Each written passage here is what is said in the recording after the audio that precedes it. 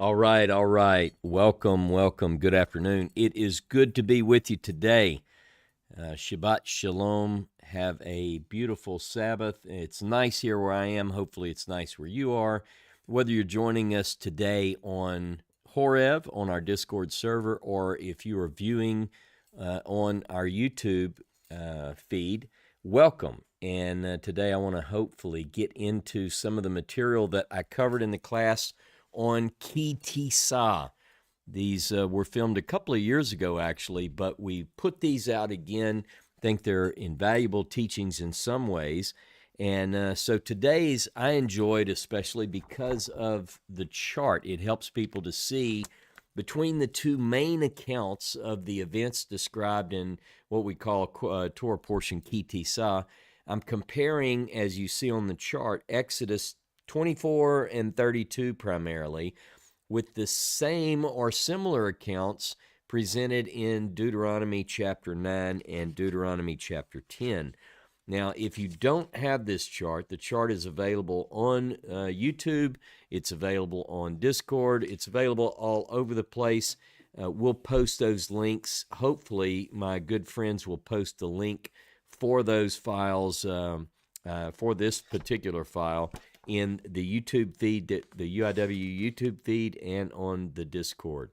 Now, I'm excited to get into this. I want to hear what some of your thoughts are. I did put up a post today, a poll, while this YouTube video was playing, and just ask people if this sort of teaching is helpful. That's not because I need someone to pat me on the back. That's not what I'm talking about here. But I tend to find visual aids, documents of this sort, easier to follow, and it does require some work. So I want to make sure that people are benefiting from these. So again, if you don't have this document downloaded yet, download it, go through the class, and you'll be able to see what the whole content was really about. So, Ki Tisa. We're talking about what in many people's mind is one of the greatest sins in the Hebrew Bible of the people of Israel. And these people, the people of Israel, Moses is away, as the story goes. He's on the mountain. And we're going to talk today, hopefully, in the dialogue about whether we call this mountain Sinai or Horeb. Some of your insights would be helpful with that. But we also know that while Moses is away, the people begin to play, as the old saying goes. In fact, he hasn't been gone that long, but the people begin to wonder if he's ever coming back. They approach Aaron. Aaron builds for them, at their request, a molten calf, which I talked about. And so the people begin to worship. Moses comes down. God tells him that they're doing this. He leaves immediately, makes his way down, throws the tablets onto the ground, shattering them, and then the rest is, as we say, history. So what are some of your thoughts on this particular Torah portion, on this particular class? Was there anything that surprised you? We covered some things that some of you may or may not know. Who built the ark? If you read the priestly literature, particularly in Exodus, you'll find that we have two spirit-filled craftsmen who make everything, Betzalel and Aholiab. If you read Deuteronomy's account, and by the way, if you read the account in the Moses scroll, what you'll come up with is a different artificer. Is that the way you say that? Artificer? A different maker. Let's say it that way. That's easy. And that would be Moses. In Deuteronomy's version, Moses is the maker of the tablets, or of the ark, if you will, the box. So there's quite a bit in this particular handout and in the class that I covered today. So I'm opening up for questions, comments, insights, and I'm hoping that some of you will jump in and give me your thoughts. So I'm going to bring Josh on the stage. Josh, as you are coming up, Josh and Ruth came to visit, showed up at the office the other day. last weekend, in fact. Feels like it was just yesterday in some ways. He and Ruth stopped in for a lovely visit with Seth and I. And man, we miss you, Josh. We feel like you should be here with us today. Maybe you can Well, start coming every weekend. I would love that. I really enjoyed getting to meet you and Seth and checking out the office. That was great. You know, all the conversation we had and everything. Yeah, Too bad it's only 800 miles away. that's right. Hey, thanks for coming. I'll tell you in front of everybody. I really enjoyed that, and you made our week. It was really special. We love to do what we do, but quite honestly, Seth and I spend a lot of time alone. I mean, we like each other, and we see each other quite a bit, hours and hours and hours every day and week. So it's nice when visitors stop in and see us. We don't get that very much. Yeah, for sure. I totally understand. What are some Well, good for the, comments you and know, questions you have there? so listening to the study this morning, I've got one question, and maybe it'll spark some other ideas All right. from everybody else. I'm thinking about the part where Moses comes down and sees what Aaron's done, Okay. and we've got these two different versions, right, from Deuteronomy and Exodus, and I'm wondering. So Aaron built this thing, this molten image, Yeah. and there seems to be an indication that the people wanted a representation of God, the God that brought them out of Egypt. Yeah. So the first thing I'm wondering is what word is used in these two accounts? Is the word Elohim? Yes. Okay. Yeah. So Yeah. that's thing number one. So if they're looking for a visual representation of Elohim, I mean, I can imagine that these people have just been steeped for 400 years in Egyptology, Right. and they want to have visual representation of Elohim, or as they're going to come to know him, Jehovah, Yeah. Yehovah. Mm-hmm. So that immediately makes me think about some of the psychological aspects that we know now here in the 21st century, about like Carl Jung, for example. Carl Jung's work revolved around, this is mid 1800s, by the way, when Carl Jung was doing this. He basically identified that 75% of the human population, regardless of geography or genetics or anything else, has a proclivity to think about things in terms of a sensing. They need to think about things in concrete ideas. They don't think about the what ifs. They're not conceptual. Um, they really thrive on visual aids. And the other 25% of us are highly conceptual. We very much live in our own heads, and we don't need those things quite as much. Yeah. So the idea that I'm wrestling with, or I'm kind of turning around in my head, is if the people were so, maybe they needed that visual representation, and even though Aaron had already been told not to do this, we purportedly, um, he did it anyway. You mentioned in the studies, like maybe he came and told Moses, "Oh, you know how these people are. You know how demanding they can be. They just needed a visual representation, like a standard to go forth before them, so they could all look up and see this thing." Yeah. Um, so it's kind of a hard thing to wrestle with, but the idea is that they should have known not to do that, right? Right. Well, how many times do we read these stories and we say, oh man, why are you? I mean, how could you possibly? How did the children of Israel, after beholding these miracles, how could they all of a sudden, just revert so quickly back to these things? So these are excellent points. Now, one thing I want to touch on, Josh, as you bring this up, is if you think about it, Deuteronomy is very consistent on the point that you saw nothing. You didn't see anything. Whereas the priestly account, what I'm calling the priestly account in Exodus, particularly in Exodus 24, it says, and they saw the God of Israel and did eat and drink. Deuteronomy is very clear. You didn't see anything. Don't make anything. You didn't see anything. It's a very strict, convincing argument on the behalf of the one who wrote Deuteronomy, which the first person narrative seems to be a good proposal. Is that this is an account, a copy of an account from a source where Moses actually recorded events, whereas Exodus is presenting an account someone else's view. So, but I get your point that we have some people who tend to, if I don't see it, it didn't happen. I need to see, I need to visualize. And one of the most unique points of Hebrew religion as it's presented in the text, it calls to shatter that. It says you cannot represent this God in any way. And, we have an expression to put God in a box, so to speak, or to put something in a form. It reminds me of 1 Kings 8, where Solomon is dedicating the temple, and he says, the heaven of heavens can't contain you.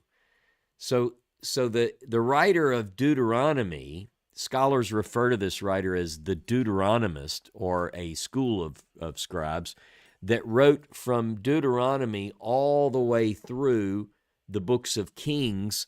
There is a consistency in that literature that stands in some cases against what we read in other priestly literature. So again, just to underscore the other side of your question, Deuteronomy and the Deuteronomist school is very consistent. You can't see God. He's not to be represented, and so forth. And that's what I think the beautiful thing about having two different sources is for us. I love the idea that the Deuteronomy is bringing across that you didn't see nothing. You heard a voice. That's right. That delivered something amazing to you. Yep. Obviously, it scared them, understandably. But Carolyn brings up a great point. Not seeing anything is important. And I would argue that that's the idea. If 75% of the human population has this natural craving to identify with something visual. Yeah. And Moses is saying, maybe you need to close your eyes, shut your mouth, and open your ears. Yeah, Carolyn adds to what you're saying here. Not seeing anything is important. To me, it speaks of having faith and believing in what you're told to do, not what you see.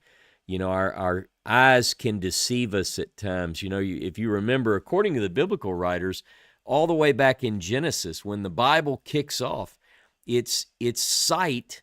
When the woman saw that the fruit was good, etc., it's her eyes that lead, at least if we read the narrative as such, that ultimately lead us into problems. So, no, good points, Joshua. Thank good you so points. Much. All right, man, stick around. I'm sure you'll have other good insights. Thanks. I'm going to bring up Karen to the stage. Karen, good to have you with us. Thank you for joining us today. I hear it's snowing. It's snowing where you are. Yeah. Is that right? Yeah, it usually doesn't snow, but I'm getting a little bit. It usually doesn't snow here in Louisiana either, so maybe you can send us a picture later. We like pictures of snow. That's what we like. Right. All right. So how's it going? Good. So I want to talk about the Aaron. Okay. I call it, what I'm looking at today, as the violent priesthood. Okay. That's a good term for it, I think. Well, if you go back to Jacob, who are the brothers that kill the men of Shechem? Amen.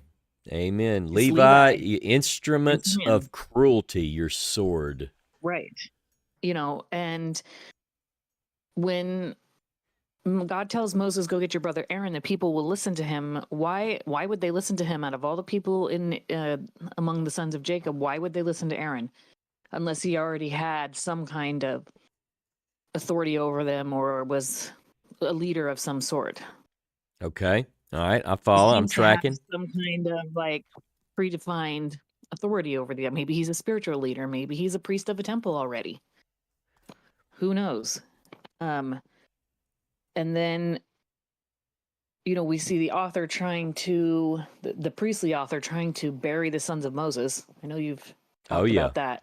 Oh, yeah. Yep. And then I see in the text also not only trying to bury them in the text, but they're trying to kill them. How so? Elaborate on that just to make sure I follow. Well, I'm with you. I'm just want to make sure.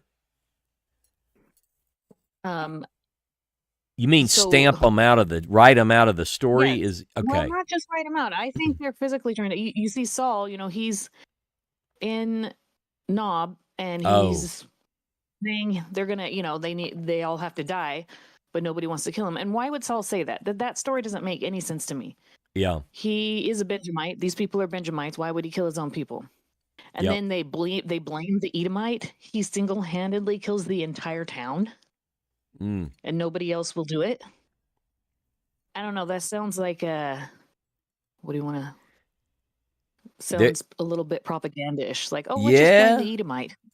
There is a lot of there is a complexity in the biblical text that is tied to the story of, let me put air quotes and say, the priesthood. What in some of the points that you're bringing up, when the priests are slaughtered, this is written into the story as if this is an execution of a divine decree.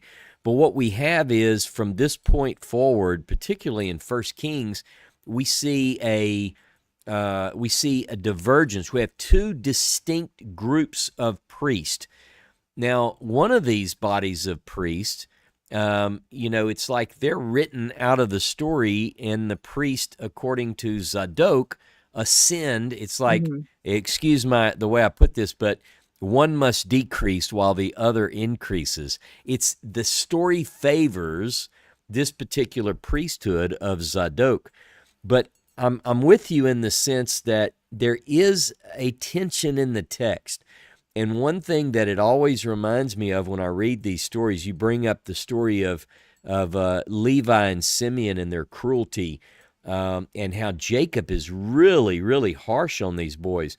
A lot of Bible readers tend to excuse their actions, but Jacob doesn't. And so I think we ought to go with the story and read these and let this raw power hit us.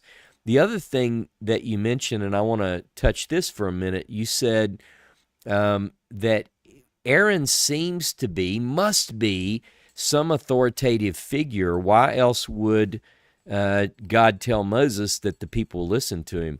There's an interesting thing going on with certain names in the stories of the Pentateuch. There are 13 names. I know you probably know this, Karen. Yeah. 13 names that are Egyptian in the story of the Pentateuch, and all of these people are Levites.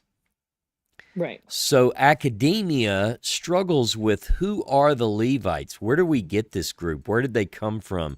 Why is there a negative assessment of this group in some ways? It is strange. We have two stories, two different sources of the origin of the authority of the Levites. One, in the Exodus, the priestly account, says it's because they slaughtered 3,000 of their brothers and sisters, whereas, or their brothers who'd committed this crime, supposedly. And then the account in Deuteronomy is really different, and it just says in chapter 10, verse 8 of Deuteronomy, and at that time, Jehovah set apart the tribe of Levi to carry the Ark of the Covenant, etc. So which one is it? Are they just chosen to be faithful representatives, the Levites, or is it because they hacked 3,000 people to death with swords?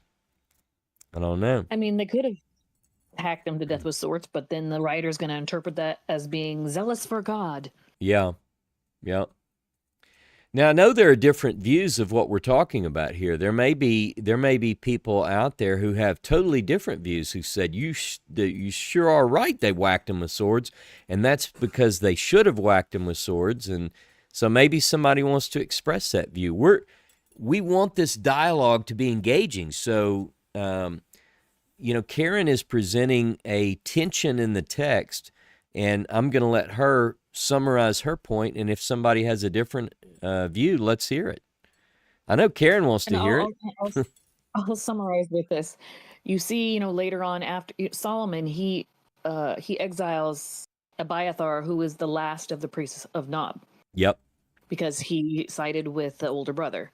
Yeah. And then shortly after, when Solomon is gone, the kingdoms separate. Yep. And so that almost makes me think that there's already some kind of underlying,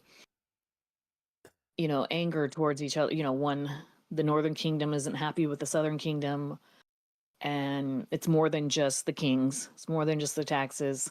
Yeah. Yeah. Maybe there's, yeah. Go ahead. I'm sorry. they don't want them. Doesn't Solomon decree that you're not allowed to worship anywhere but Jerusalem?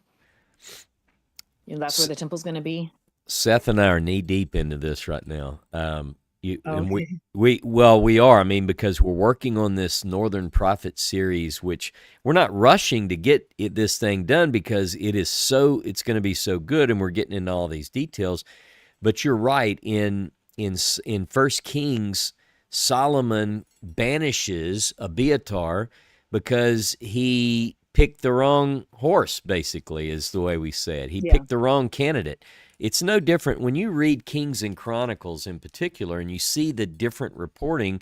I want people to understand this is divided every bit as politics in the U.S. I know some of our viewers aren't in the U.S., but I know you also see the silliness and the vitriol in our political climate. But this is how tense it was then. When Solomon banishes Abiathar, which is the rightful priest, right? He banishes him to a certain place. It's not the Siberian front that he sends him to. He sends him to a priestly place, a priestly town that comes into our story at a later point. And a lot of people miss this, but it's a very key point. I'm glad you brought it up. I'm just going to go to Jeremiah chapter 1, because it's important just to pick up that Jeremiah, it says, verse 1, chapter 1, verse 1, the words of Jeremiah, son of Hilkiah, of the priests who were in Anatot in the land of Benjamin. What happens is the priest Abiathar is banished to Anatot. That is a priestly city. The priestly city of Abiathar, I think, ultimately becomes sort of a seedbed of rebellion against the priesthood in the south. And Anatot is just right north of Jerusalem, so it's not like it's in the northern territory.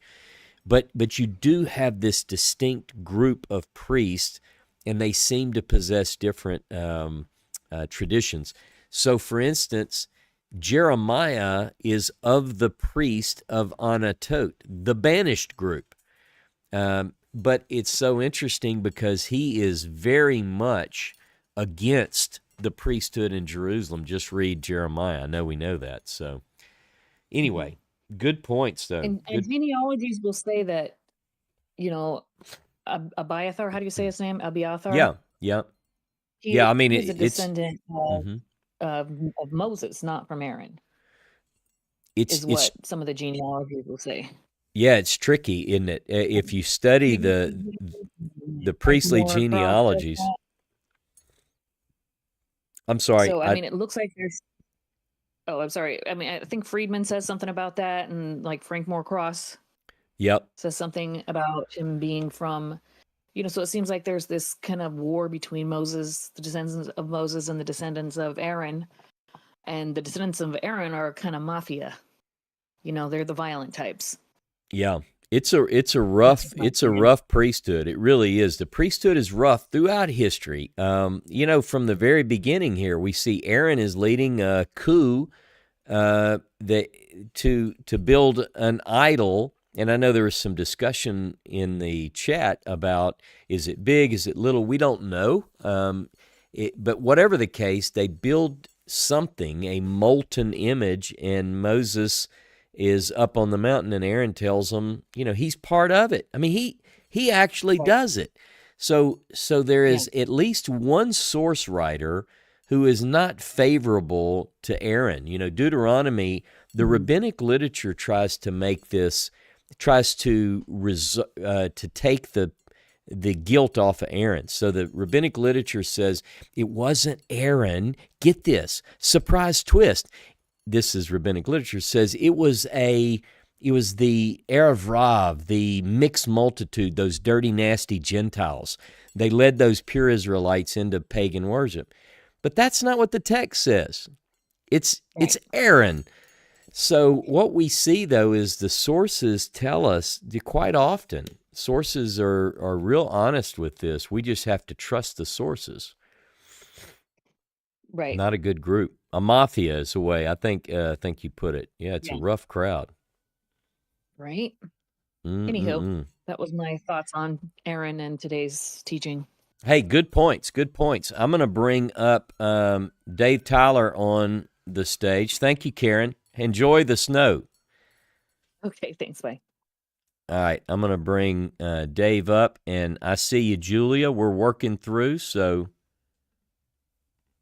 Oh, I'm sorry, Dave. Dave, I just sent you back to...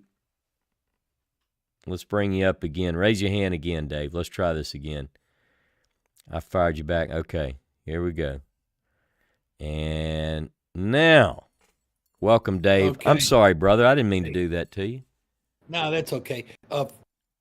First, a little bit of we figured out what went wrong last night with the Shabbat Live, and that was that I had YouTube running on my computer as well as Discord, and there was a feedback, and I apologize. We figured that out. And Ross and I talked afterwards, so I should have known, Dave. I should have known that. I'm sorry, because I've done it too, but we're looking forward. You guys are going to do great next time. Oh, it's great.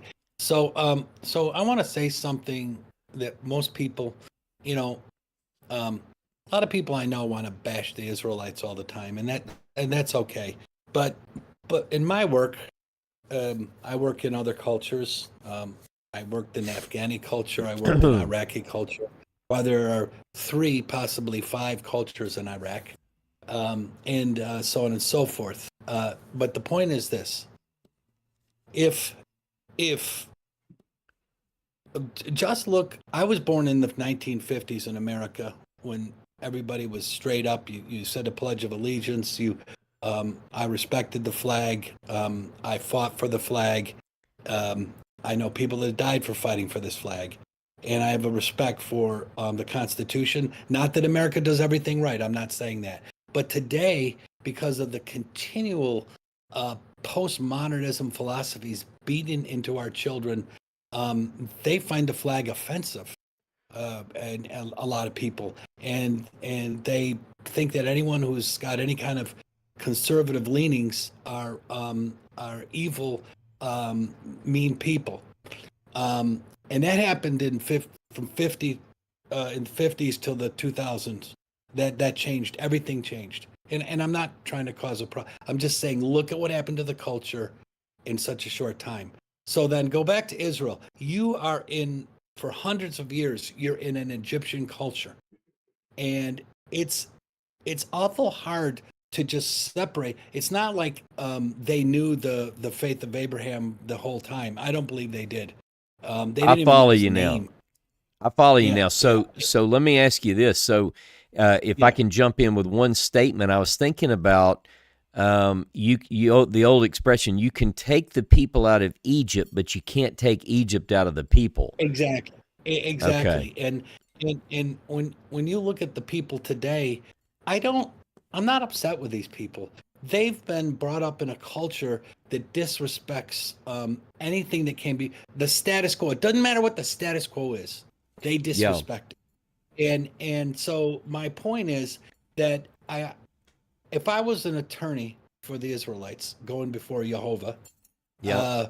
it's I would say, but Almighty One, they were immersed in this culture and they've forgotten what Abraham and Isaac and Jacob knew, and they didn't even know your name, and so they did bad things, but let us go forward correcting those things, Yeah. and it's we know.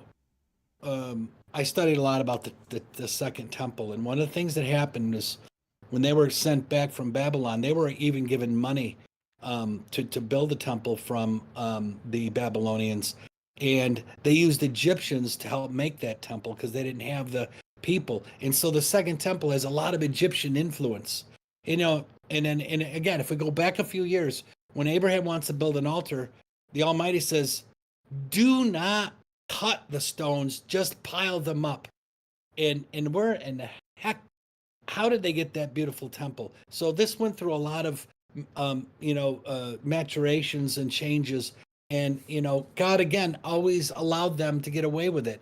So my point is, yes, I believe all this stuff. By the way, the movie The Ten Commandments really screws up a lot of this. It's a beautiful movie, but I mean, they throw, they're getting all the gold and everyone's having sex with everyone else and all that. And I understand that. That's a lot of rabbinical stuff. And so my point at the end of the day is that it was Aaron, and I think he was a big shot in Egypt.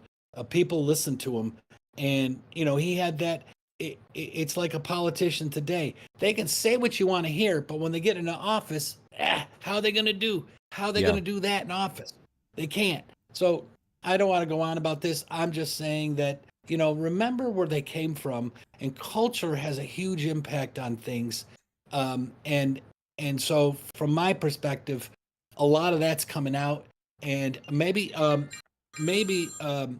was trying to, like you say, pull off a coup, even though it was his brother. We have a lot of kings where their relatives wanted to kill Yeah. each other, and just look at David's kids. I mean, killing each other. I mean, it's a different story than these cleaned up stories we see on TV. Yeah. And I just think we got to give them a little slack. And at the end of it all, I would just say this: God still stuck with those people, and He Yeah. tried to make things. He punished them. He tried to make things right, and then they still screwed up. I get that. Yeah. I don't want to go back and look at my history. I try to go forward, following the Decalogue, and Sure. so, anyways, a great study. I like the horizontal aspects of it, Ross, and it makes you wonder. I clearly think after reading the Moses Scroll 12 times that Deuteronomy is the older version, and I would Yep. go with the first person rather than. And again, there's aggrandizement, and there's they're stretching the story and all that stuff, Yep. and Exodus. So, anyways, Hey, good thanks, points. and yep, I'll talk to you guys soon. Bye. Hey, stick around, Dave. We might have to bring you up again. Good deal. All right. All right. Now, I have Julia. I'm going to invite Julia to speak. Hey, Julia, how are you today? Shabbat Shalom. By the way, I'm Afternoon. Can you watching. hear me? I can. By the way, I'm watching the YouTube chat as well. So if you're on YouTube today, don't feel like you're left out, or you are, as the book of Isaiah says, a green tree, or someone who's forsaken. If you have questions, post them in the chat, and I'll be happy to field some of those as well. Okay, Julia, I'm sorry. Let's go. Oh, okay. So, what I was gonna say is, uh, God knows every soul. Every soul is His. So, um, I think it comes down to obedience and disobedience. I understand that they came from different places and they had been in Egypt a long time. And I think the reason why God said do this is because He was trying to cut through all the noise. It's not that He doesn't understand all these things, but what He's saying, the best way to get it right is just do what I say. Yeah. Because that's the easiest way when you're like, I'm not sure, should we do this? Should we do just do what I say. And Right. so I, when it I did notice that Aaron tries to play down his role, Right. and he clearly did do what it was that he did. However, I'd also said to make him priest. It's I'll all say that about the again. knowledge that God said to make Aaron the priest. I got you. Okay, I got you. Yep. Right. So we don't know all the knowledge. We can look and say, why would he do? God has the knowledge of all of it. And when I think the first thing that should be at the top is God is righteous. So we can talk about and try and understand why he did what he did, but we still don't know the whole story ever. Right. Yep. So, and one other thing that I want to say about you all were talking about Solomon as well. Um, it reminded me of the blessings and the curses. You know, when it said, if you do this, this will Right. happen. If you don't do this, this will happen. Well, we have to remember what David did with Bathsheba and Uriah. Right. So maybe the stuff that happens with the splitting, if he had stayed on point, that splitting might not have happened. Oh, no There doubt. may have always been moanings and leanings, and this is how I feel. But because of this, when he said the sword will never leave your house, that was Mm-hmm. part of it. Yeah. So, and when you look at it, you do want to say, "Oh, he sent the wrong priest away." When you go back around and you see later on Jeremiah, and you see where he came from, and you see what's happening with the priesthood, it, well, yeah, Yeah. No, and that's all. you mentioned know the story. If you think about it, when we look at the details of the story, the reason it's important to do this sort of horizontal study is because the story often has what we call today in modern political jargon alternative facts. So, what we see, and this is absolutely undeniable in the text, if we put juxtapose these different sourced accounts side by side, we see different views that manifest according to certain writers. Now, I know that there's I some who would, agree. there are some who would argue that and say, no, they're not. Let me just say, I love the fact that we have these differences because it makes it more real. If every single report matched verbatim, I would suspect something. And so let me just say that in today's world, it's the similar things. Like I use this example, and I won't name names because I don't want to get political at all. I don't care in that sense, but I want people to understand. If you watch I've often used CNN and Fox in America. So again, those of you Yeah, who are not Americans, you may or may not follow this, but consider more of a conservative network and more of a what we call liberal, whether that's the right terms or not.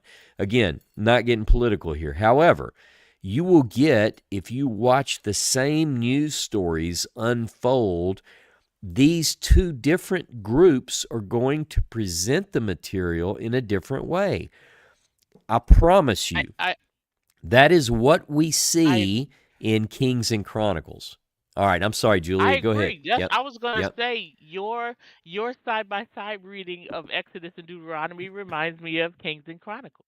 It is. And when Yep. Dave said it seems like Deuteronomy was indeed the older one, I'm like that would, and because there's more detail in Exodus, people may want to go no. It's like no, Yeah. that's a plausible theory. They fleshed it out and did all that stuff. So Yeah.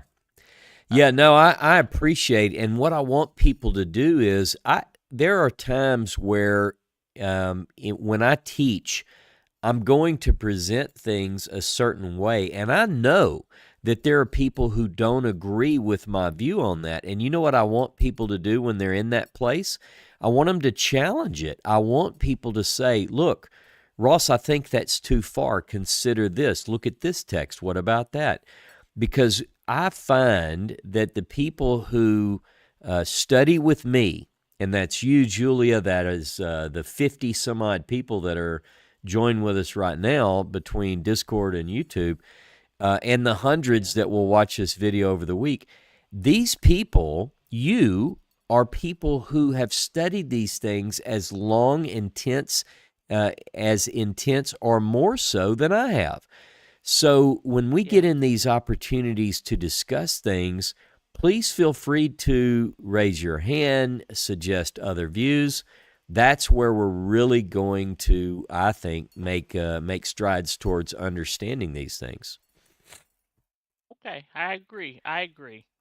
Okay, thank you. Hey, thank you. Have a beautiful day and a good week. All right.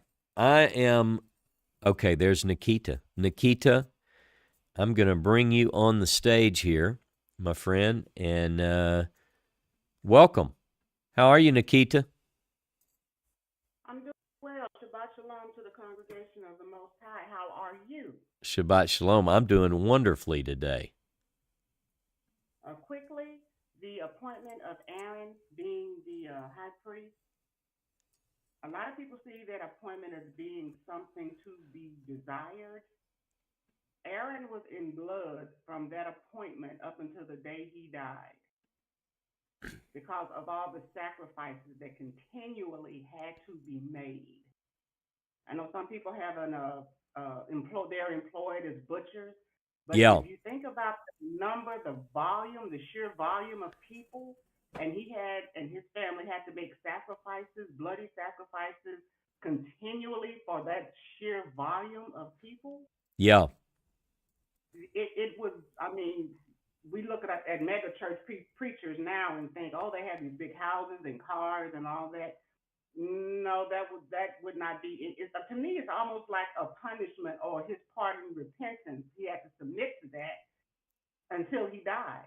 So everything that he took was because someone else had offended the righteousness of the Most High, and he was an instrument in that. Say, okay, you take your offensive behavior to this person that really offended the Most High by building these idols, and he will, sacrifice this for you, or get you through the part of the sacrifice that the person actually had to be a part of.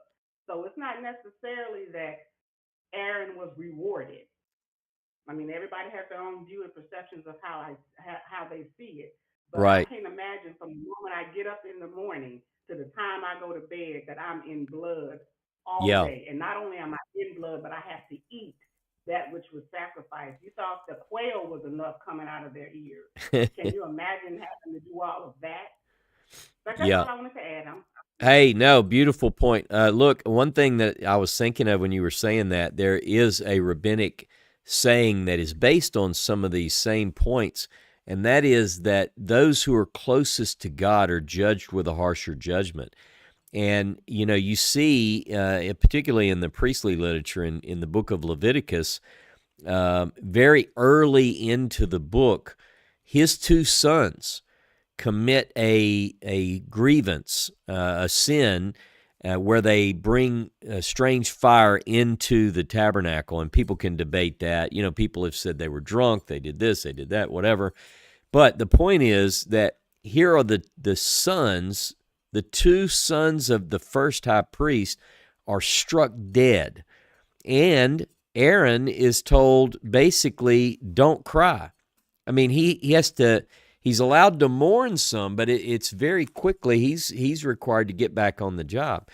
So it is we see time and again that there is a strict punishment on those who are associated with God's, faith and carrying out that faith.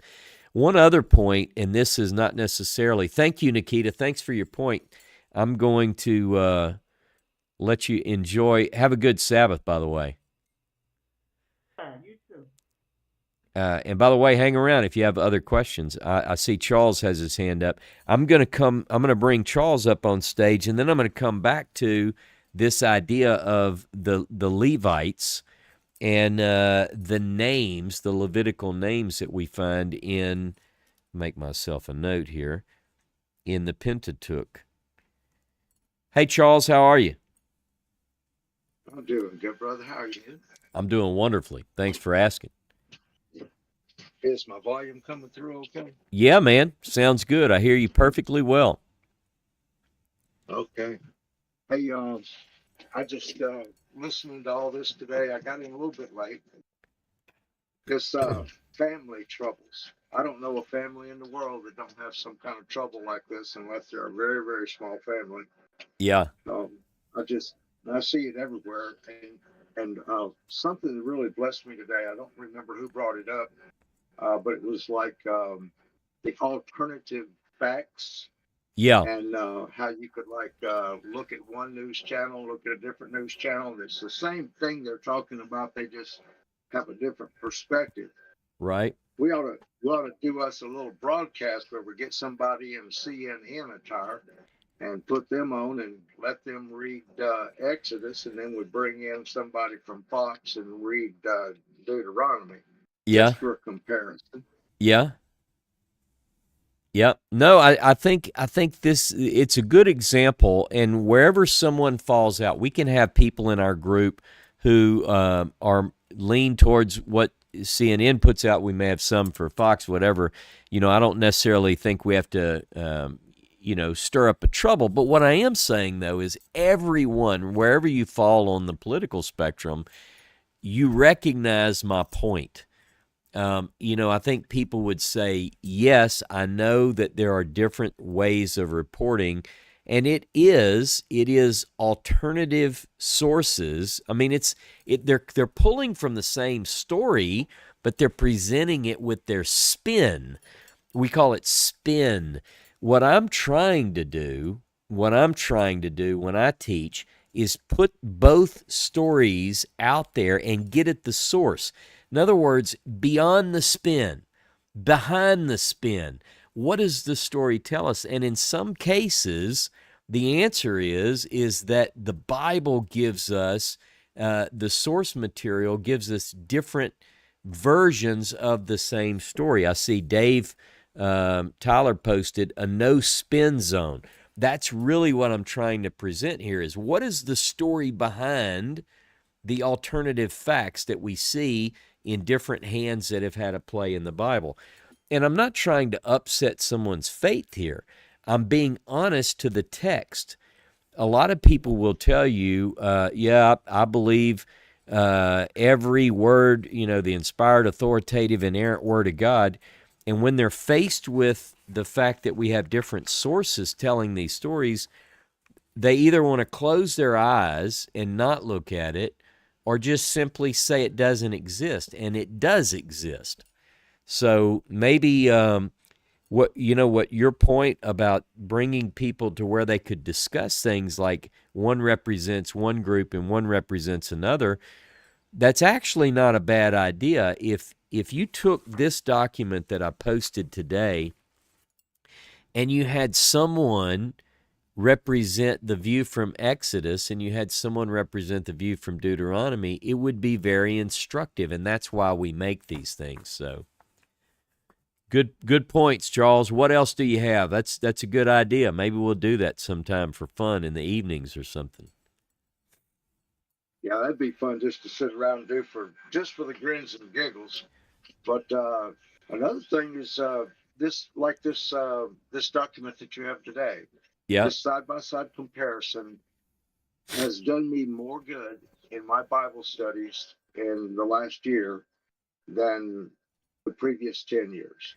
So I really appreciate your technique and teaching us how to do it and the examples and Seth putting it together for us and all of that. I just really appreciate y'all. And that's about all I had to say. Thank you. Hey, Charles, I appreciate that you have those nice words. And look, we're all in this together. And I'm blessed to have a son that's working with me that brings some talent to the table now. So, look, we're looking forward to meeting you at the conference. And thanks for your support and encouragement. We appreciate you, man. All right. I'm going to bring our friend, Brother Eric. Eric, I'm going to bring you on stage. How you doing today, Eric?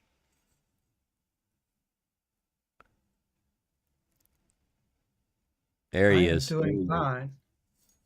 Eric, I just but wish- wait, Eric sent me photos this morning of some fantastic looking food. I don't know. Was that just to try to tell me, I'm trying here to walk in every day and get in better shape, and you're sending me something like that? You're tempting me, man. Why are you doing that? I'm just joking. I just wanted you to share in my temptation. Ah, okay. All right. I'm going to be right at the market across from him, and I'm going to have to try one. I ate them last Hey, year, looks good. Looks good. and I wish we were having our meeting this month, because then I'd have to buy some and bring them. All right, I got you. Well, when you do come, if you happen to, pass by that way and they're still making them, bring me one. Just one, though. I I know one thing I'm going to try to do is bring some of our goat cheese. Oh, good. That's good. That's good. Since you Excellent. all make bread, we can share.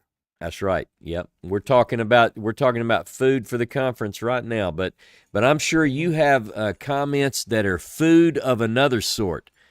What kind of good spiritual food do you have for us? Well, mine was just really a follow up with what you and Charles, I guess, was the last. Yep. Yeah.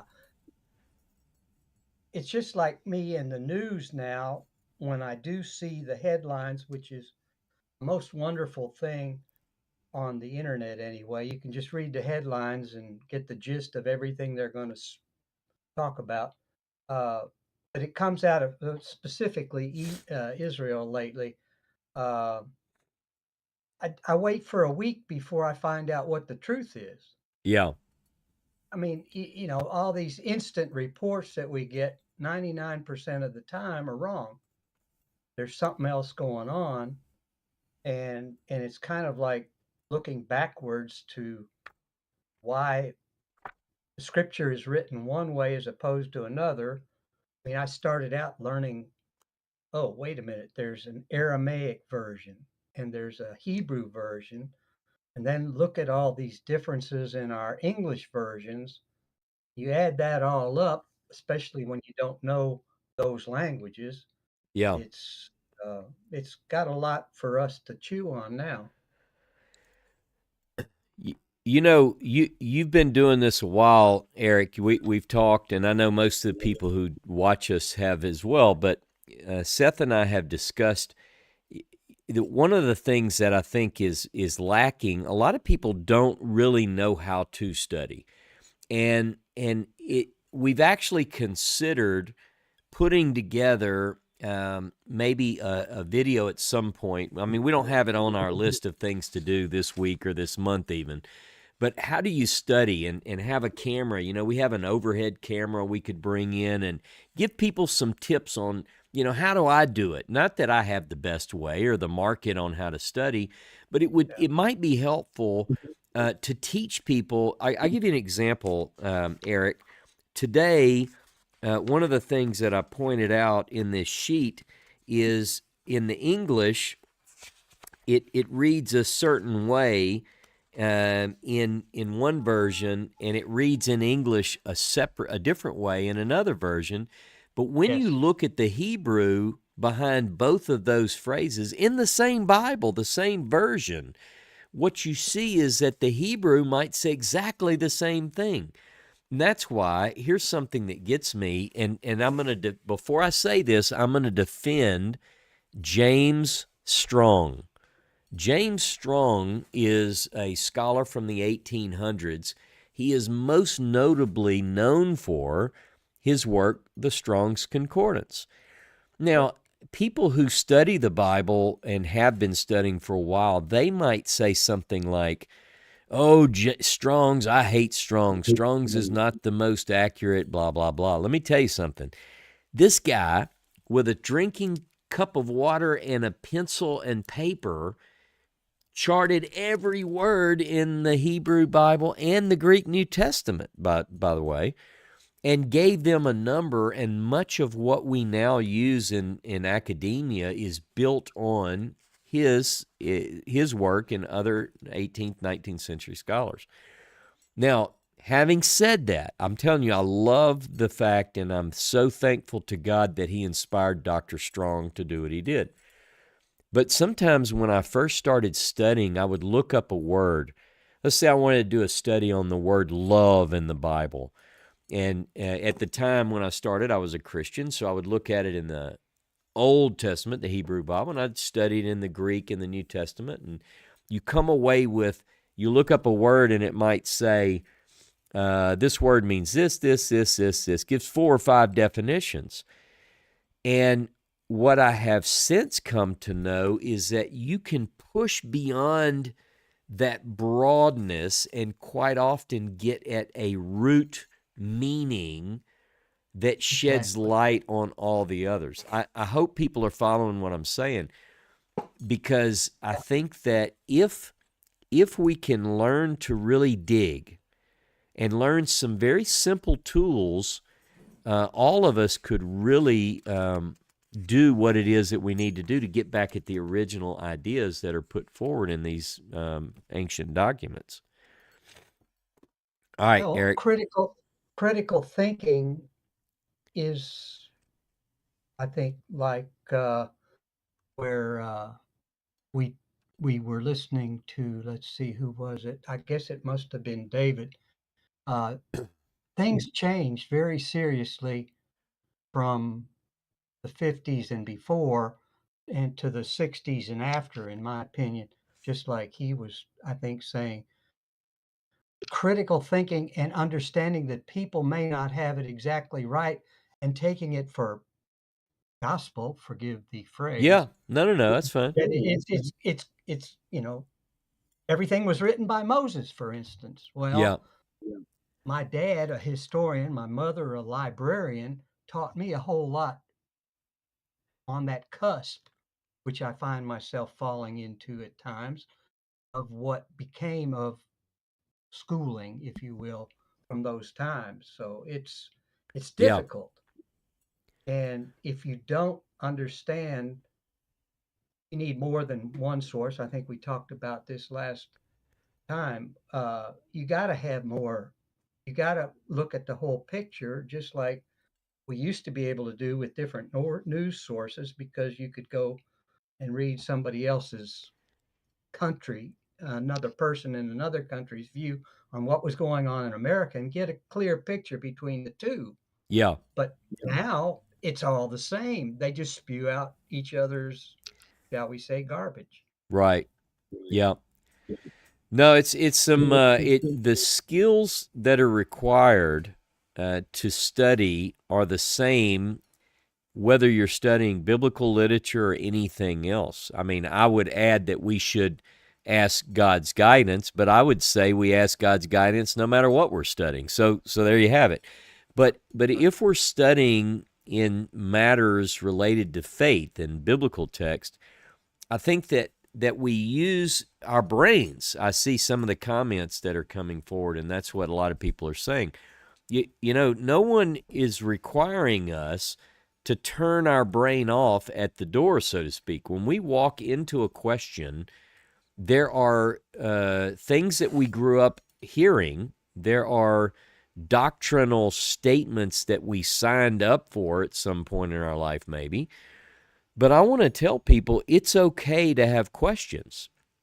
In fact, it's unnatural to not have questions. What we want to do is we want to entertain the deepest questions. You know, whenever years ago I had to, and most of you that know me know this, I had to make a decision. The more I studied, the more I found that I didn't have the whole truth, nothing but the truth. And man, I remember, I hold my Bible and I'd say, I love the Bible. I love God.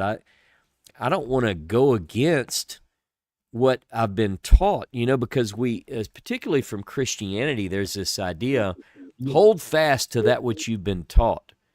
Well, here's what hit me one day. Well, what happens if I've been taught something untrue? What if I'm holding fast to things that are false? my God, man, that's going to be a problem. So I had to think about this, and I said, okay, now I'm going to jump back into the text like I always have, and I am going to use everything that God has given me, every tool I have, and I just want to know. And I'm not so worried about what the Baptist or the Orthodox Jews or the Reformed Jews or the Pentecostals. I could honestly, let me say this as sweetly as I can, I could care less. I just don't care. What I want to do is I want to know the truth. And I remember when I made that promise to heaven, literally standing in my yard late at night, hands upraised, and I said, I just want to know. And now that's easy when you're doing that, and you're doing that for you. But I was going live teaching people. And I remember thinking, but look, some of these people, they're gonna, and then I'd sit there and I'd think about it. I said, now look, am I out to please people and get a large following of people, and and people will financially support? Look, whenever I made the decision, and people close around me, the Tylers, Tabor, the Buntons, people in United Israel from years back, I let them know, look, I'm just going to teach this the way I understand it. And you do see people drop off. I've seen quite a few people leave. It's not as popular. Look, if you want to make money, I think Nikita brought up talking about preachers with fancy cars. That isn't me.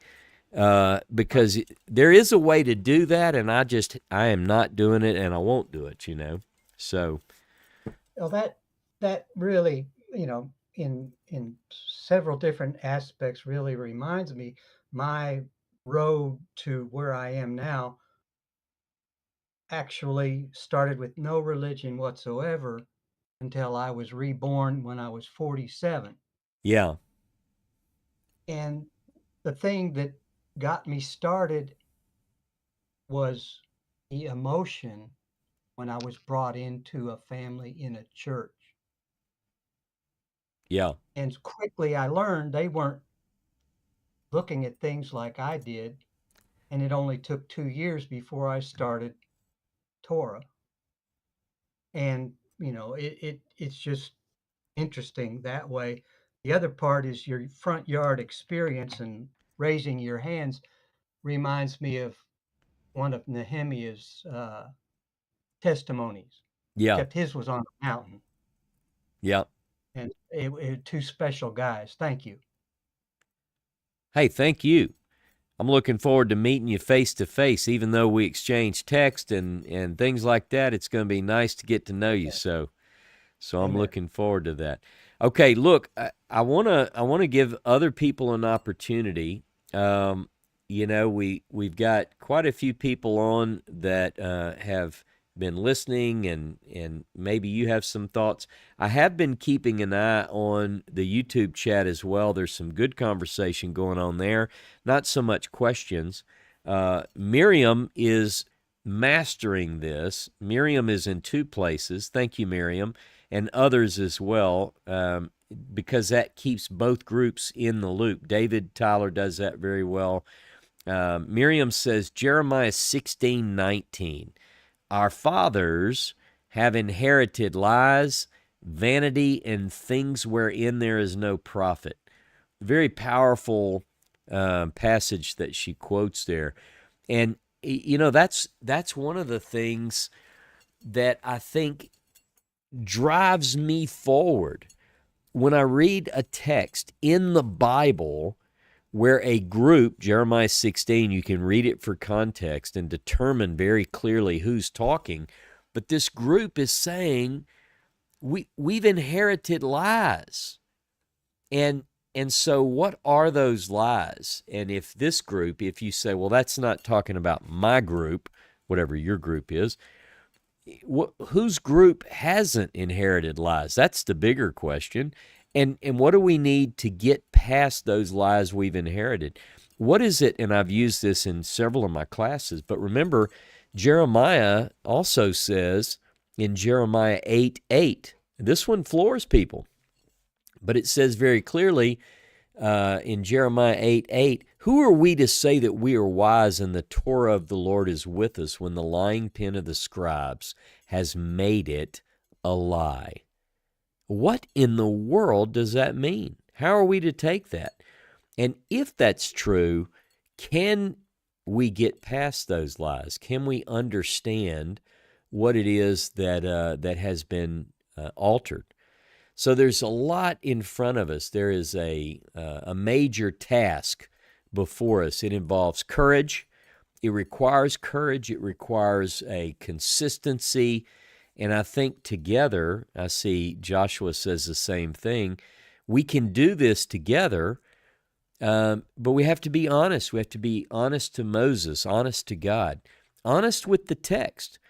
And look, there are going to be people who maintain the status quo belief. And they're going to be apologists who stand up and say, like this, cover your eyes and say, there are no difficulties in the text. There are no discrepancies. But that's not true. That's just not true, and we have to face those things.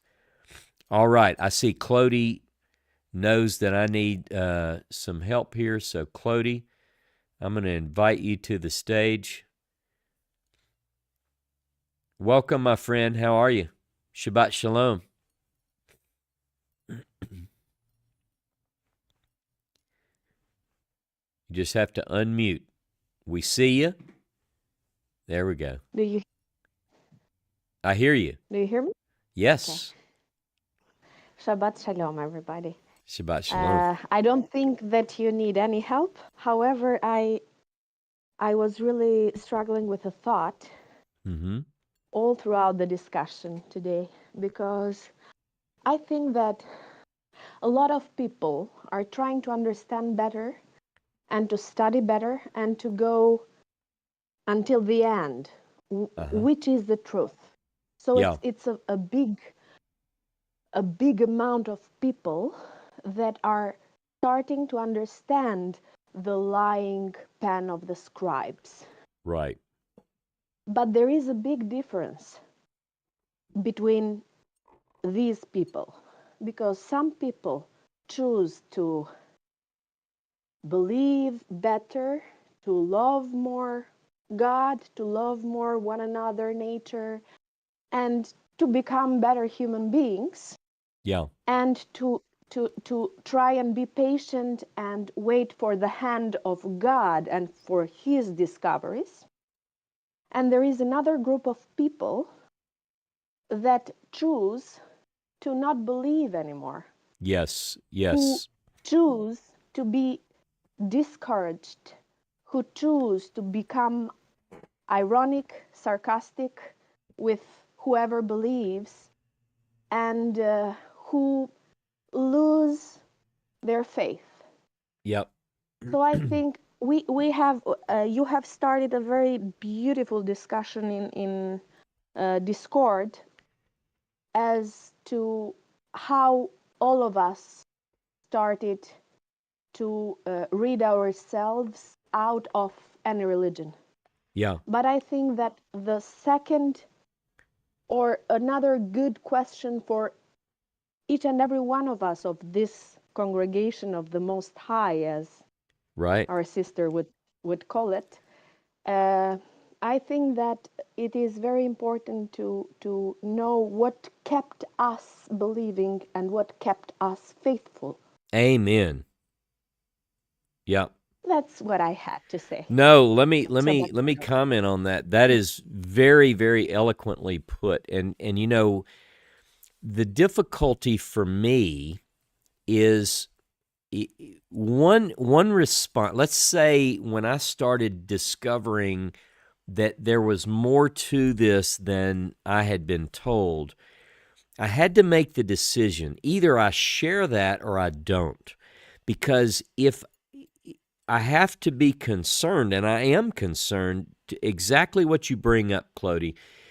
There are some people who tragically have given up all faith. And let me tell you, some of that is because I expose them to discrepancies, if you will, in the text. Yeah. And I carry that burden. It is very, very heavy. But here's the thing. What I try to tell people is, it works sometimes it doesn't. I want people to come with me on the journey, as you said, persevere, continue to study. What is it that keeps me faithful? How is it that I still believe in the God of Abraham, Isaac, and Jacob, and in the eternal promises? There are things which keep me going, and I want it to keep others going. Now, I've talked to other inspiring. people. Because look, if I didn't believe in God, if I didn't believe in finding the ability to find truth, this would be boring to me by now. I would just quit. But it is the most enriching, rewarding quest of my life, and I hope to do this until I'm 120 and close my eyes. Amen. That's what I want. Amen. I may never find every bit of truth. I may now never discover ultimately the whole truth, nothing but the truth, so help me God. But so help me God, I will spend every waking minute, every chance I get, in search for the ultimate truth, and not just for knowledge. To one more point that you made, which is so important, I don't want to just know.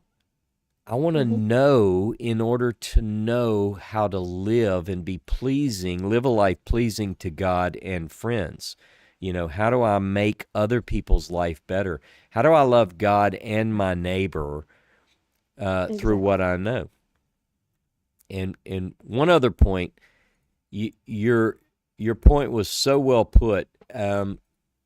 Some people have gone this path that we're on, and they walk away. They walk away from God. They walk away from faith. They walk away from and they become jaded, and they start YouTube channels or whatever. They become atheist, and they make fun of. I can't tell you how many times I've told Seth, I almost want to go online and debate these people because they're not fair in their approach. Anyway, I think that it's important I know what you mean. I don't want to be a stumbling block for anyone. I want people to know that I am sincere in my search, but I'm sincere in my faith as well. I really believe. I just want to make sure I get past the confusing voices and get to the ultimate source. It's why the Moses Scroll has so inspired my quest. So anyway, thank you for your wonderful thoughts. But yes, go ahead. Yes, I think it's one of the signs that God has put on your path, because you were really in that path looking for the hand of Moses. Yep. You were exactly in that path, and there goes Shapira's scroll. So we just have to never let the searching. And as for your burden, keep in mind that all of us have the right to choose. So let us not give less weight to the free choice of each and every human being. Yes. That's all. Well, no, I appreciate your comments. And to that last point, Jono has made that very clear to me as well. He and I talk almost daily, and he said, look, these are grown people. These are very, very mature believers, that you didn't take them down a path and make them choose not to believe in God. They took the data and they gave up. Exactly. And so what I want to encourage people to do is stay in the ring, stay a fighter, keep digging, keep searching, keep living, keep seeking to live your life according to God's ways. And that's how we find Amen. truth and live truth and model truth. That's the goal. Amen. Thank you, my friend. Thank you. Looking forward to seeing you in a few weeks. All right, I'm going too. I'm going to bring Joshua back on stage. Joshua, welcome back. You've sat there quietly. You've taken in all of this, and now you're ready to let us know what you're thinking about. Just some final thoughts. I think Clody really nailed it, and Russ, I think our hearts go out to you when you're sharing this burden that you feel. I totally understand what you're saying. It's a difficult thing when you're sharing knowledge and learning on your journey with people, and maybe they hear something that turns them off. Yeah. And I think Jono's right, and Clody's right. There's a function of free choice that if they choose to step away, all we can do is pray that maybe they'll turn back and take another interest and get back on this journey with us. Yeah. So, in thinking about what Clody was talking about, I think I see an awakening in the world right now as we get into the 21st century with this new information age that we're in. People have got access to so much, and there is a renewed interest, especially in these younger generations, of what's this old religion all about.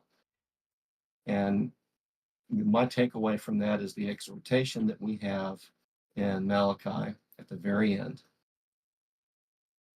There needs to be a turning of the hearts of the fathers to the children. Yep. And children back towards their fathers.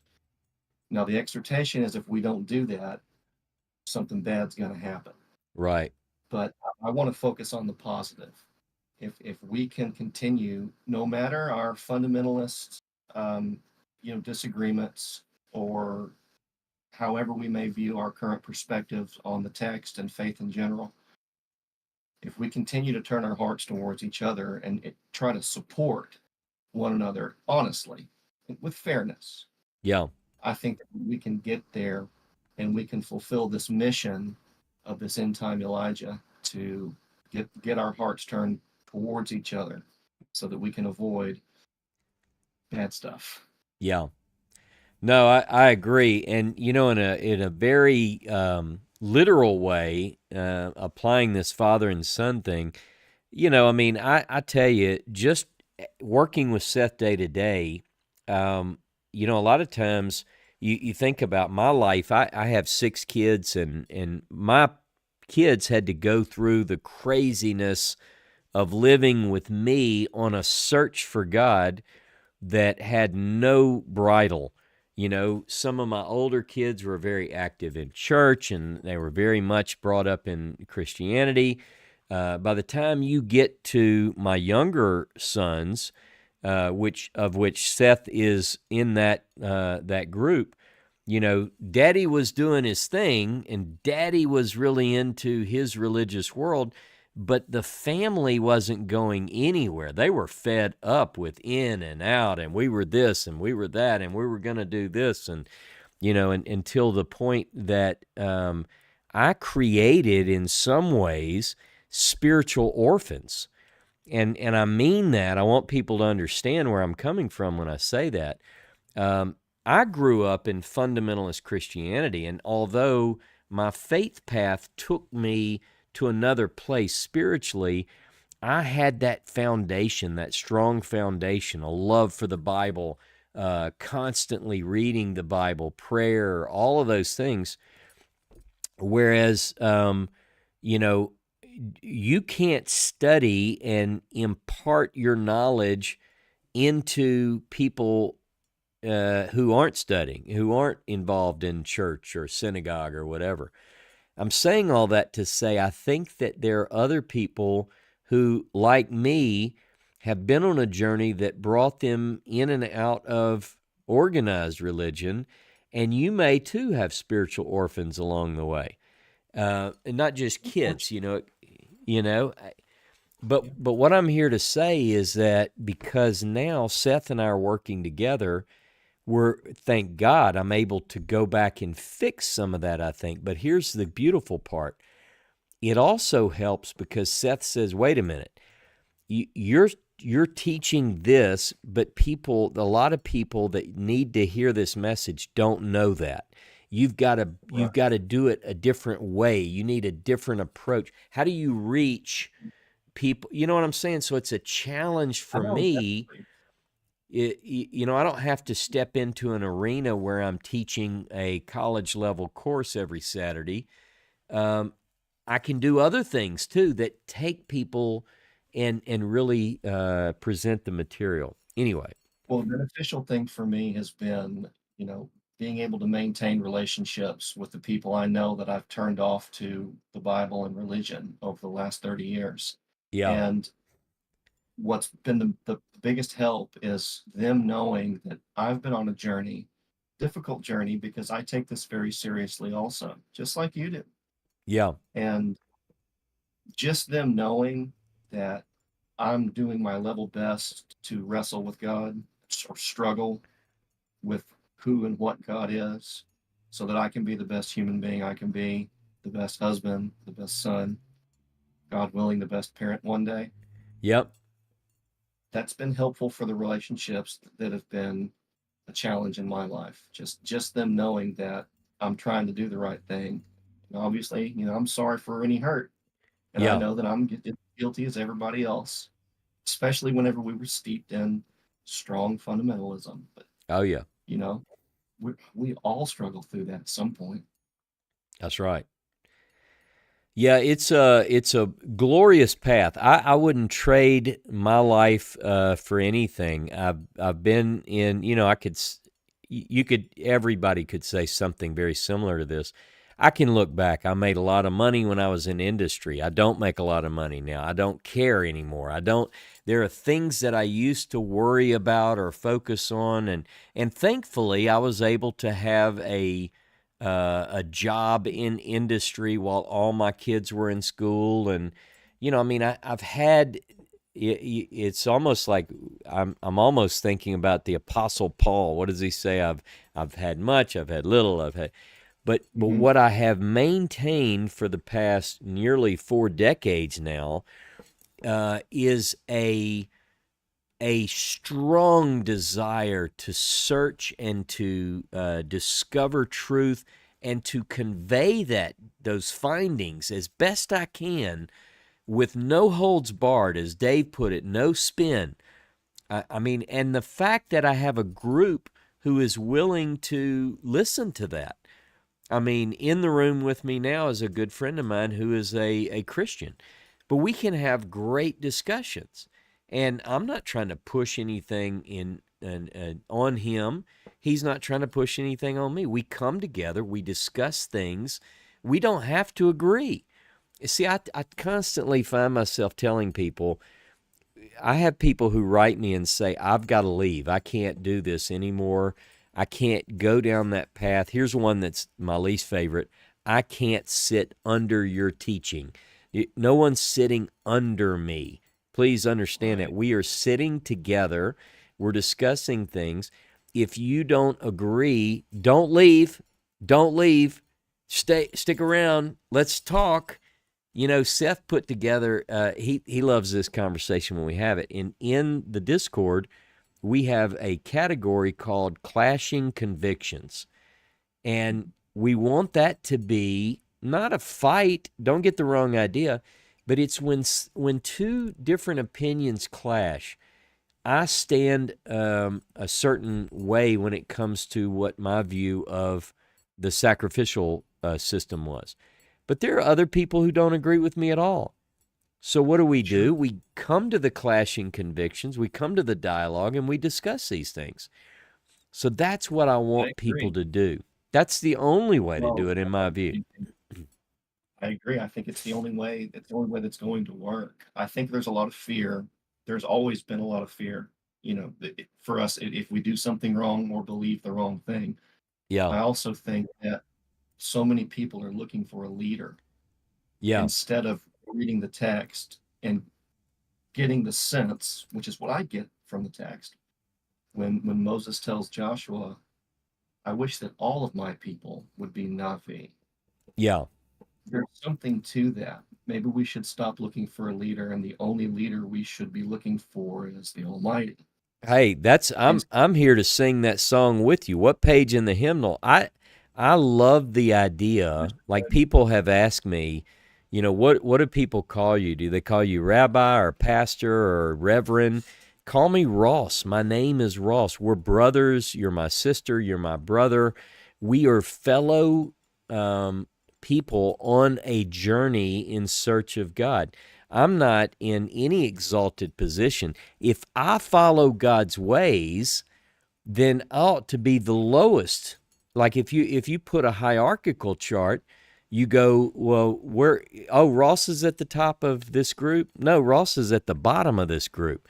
The burden I say I feel, it is a burden that's intentional. I want to feel it. I want to feel responsible. I want to not mislead people. I feel a heaviness to do my best, to research, to lead people to truth. Those are all things that we all ought to strive for, and I think most in this group understand that. So, yes, sir. Well, I love you, Ross, and I'm happy to be on this journey with you. Hey, brother, I love you too, man. Come back and see me. All you have to do is get in the truck, and you and Ruth come see me. We'll put some fresh fruit out, and it'll be a nice time. Don't be a stranger. Okay, sounds good. All right, I see Charles has his hand back up. I'm going to bring Charles on the stage. Charles, welcome back, brother. Hello, Ross. How you doing? I'm doing wonderfully. Why don't you do us all a favor, if you don't mind, and read the last 3 verses of Malachi 3 out of your favorite Hebrew Bible for us. Would you do that for us, please? Malachi chapter 3, which in the English Bible would be Malachi chapter 4, if I'm not mistaken. Let's do that. With the English Bible. Let's go to the English Bible 3:16 through 18. And read it to us from the Hebrew Bible, if you don't mind. Now, wait a minute. I just want to make sure I'm not confused, because are you talking about the last 3 verses in Malachi? The last 3 verses, is that right? No. I'm talking about fellowship. Starts here like, then shall those who fear Yah speak to one another. Okay. Those 3 verses. All right, look, I tell you what, I'm flipping to it. I want you to read it, if I can swap this up on you, and I want to comment on it. Can I do that? Hey, bro, let's talk to our folks. Do it. Then shall those who fear Yah speak to one another, and Yah listens and hears, and a book of remembrance be written before him for those who fear Yah and those who think upon his name.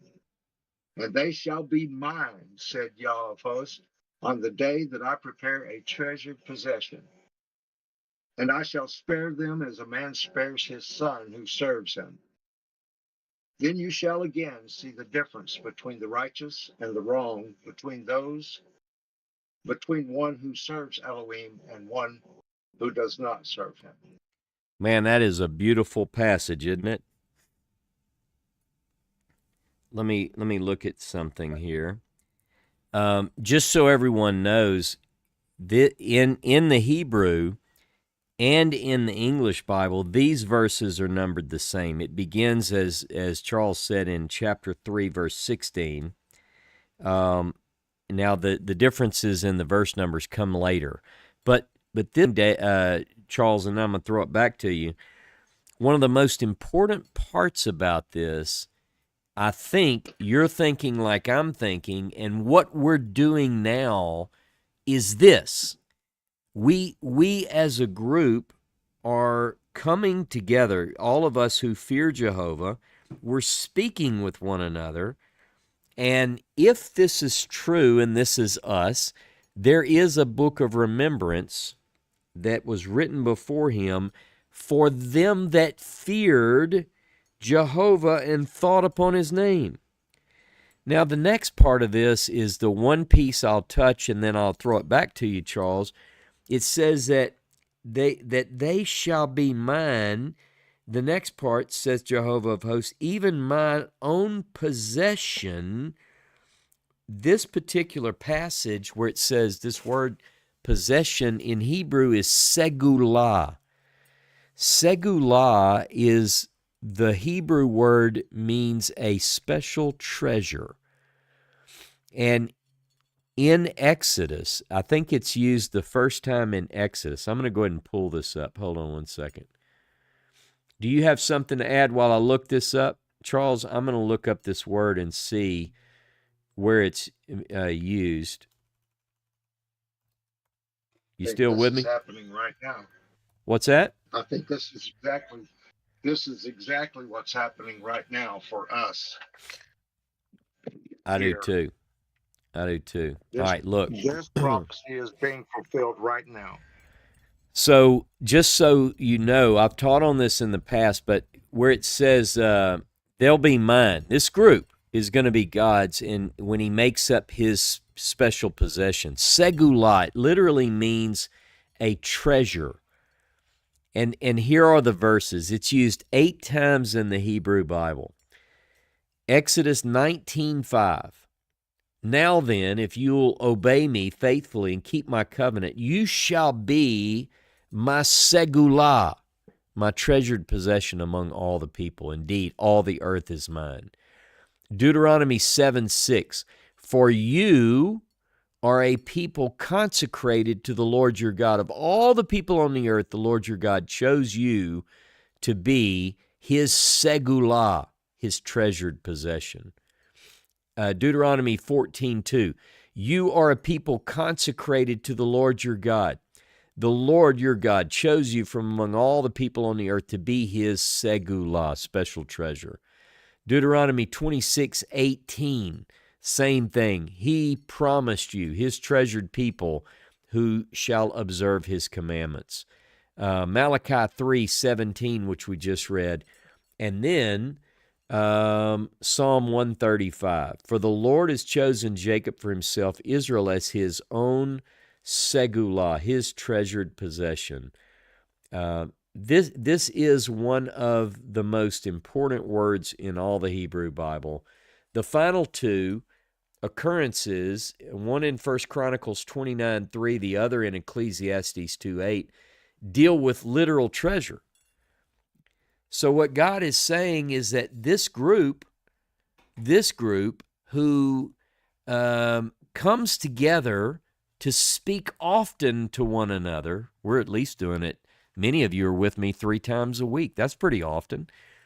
We're all in this because we fear the awesomeness of God and we seek to serve God in faithfulness. But this says that because of that, God will make this group his segulah. Man, I'm telling you what, Charles, that thing a preach. You just brought up one of the best words in the Hebrew Bible. I'm going to have to get you on one Saturday and let you just preach this. Hey. Oh, no, bro. That ain't. I might read you a verse or two, but that's about what I'm. Yeah, okay. I'll read you a verse or two if you want. All right, brother. I tell you what, man, it has been a wonderful day, and I know we've been going at it a while. I have got to go for the afternoon, and I will catch everyone in a little bit. How's that? How about we come back together? Let's maybe come back together on Tuesday night if you're a member of the Yakad. And if you miss that, we'll see you next week. So thank you very much. I appreciate it. Thanks for all of you for your support, your help, your prayers. And thanks for being a friend and somebody that had joined me every week to come together and discuss these things. Have a beautiful week. Shabbat Shalom. Shavua Tov. Until next time, have a beautiful, beautiful week.